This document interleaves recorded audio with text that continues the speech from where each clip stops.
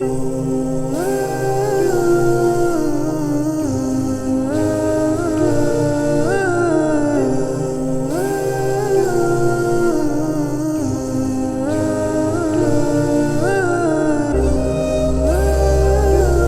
یہاں پہ ہمیں سوچنا یہ ہے کہ موجودہ اوزان کے اعتبار سے صدقہ فطر ہم کس طریقہ پر ادا کریں گے۔ دیکھیے، صدقہ فطر نصف سا گیہوں ہے اور 1 سا کھجور اور کشمش ہے۔ نصف سا گیہوں موجودہ اوزان کے اعتبار سے ہم دیکھیں گے تو اس میں علماء کرام کا اختلاف ہے۔ بعض علماء کرام، جس میں مفتی شفیع صاحب رحمۃ اللہ علیہ، وہ یہ کہتے ہیں کہ نصف سا گیہوں 1 کلو 590 گرام ہے، اور اس کے علاوہ حضرت مولانا مفتی رشید احمد صاحب رحمۃ اللہ علیہ، ان کا یہ تجربہ، ان کا یہ کہنا ہے کہ نصف سا گیہوں 2 کلو 25 گرام ہے، اور بعض جو دوسرے اکابرین ہیں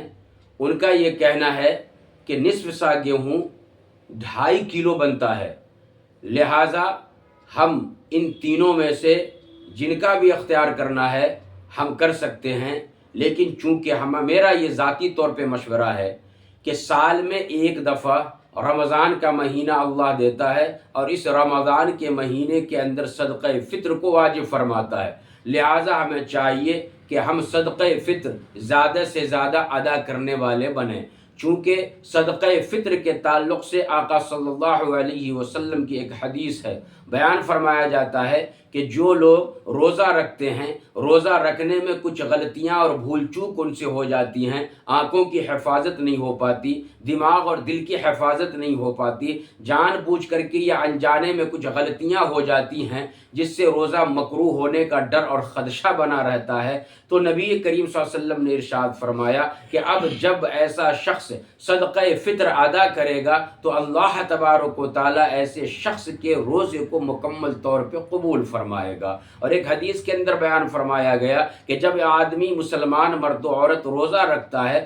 تو روزہ جو ہے زمین اور آسمان کے درمیان لٹکا کر کے رکھ دیا جاتا ہے۔ جب وہ روزہ رکھنے والا اپنی طرف سے صدقہ فطر کو ادا کر دیتا ہے تو پھر اللہ تبارک و تعالیٰ کے پاس وہ روزہ پہنچ جاتا ہے، اور قبولیت کی نگاہ سے اللہ تبارک و تعالیٰ اس روزے کو دیکھتا ہے۔ لہٰذا ہمیں چاہیے کہ جب اتنی بڑی فضیلت اور ایک کنڈیشن روزہ کی قبولیت کا رکھ دیا گیا ہے تو ہمیں چاہیے کہ ہم زیادہ سے زیادہ صدقہ فطر اپنی طرف سے ادا کریں، تاکہ جلد سے جلد اللہ تبارک و تعالیٰ ہمارے اس روزہ کو قبول فرمائے اور صدقہ فطر کے ادا کرنے کا زیادہ سے زیادہ ثواب بھی عطا فرمائے۔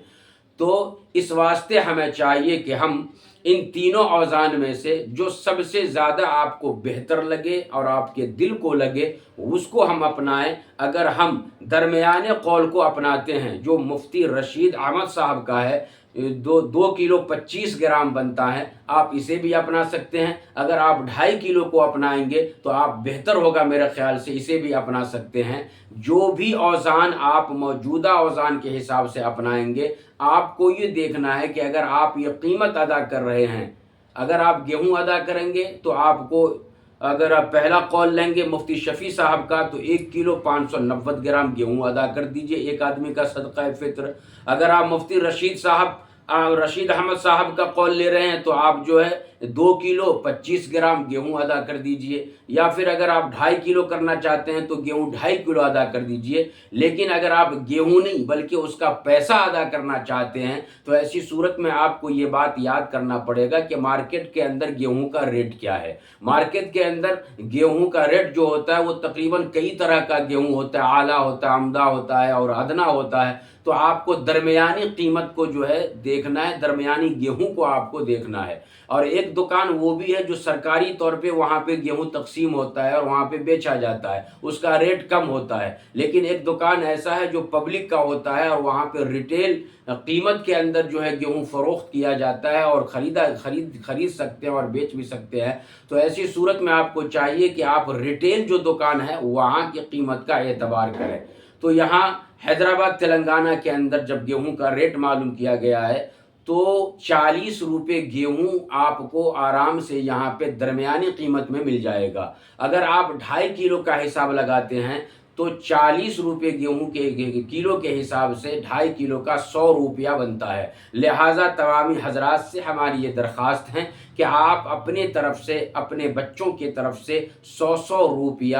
ایک آدمی کا فطرہ پیسوں کے عوض میں نکال سکتے ہیں، نکالیے۔ اللہ سبوں کو عمل کی توفیق عطا فرمائے۔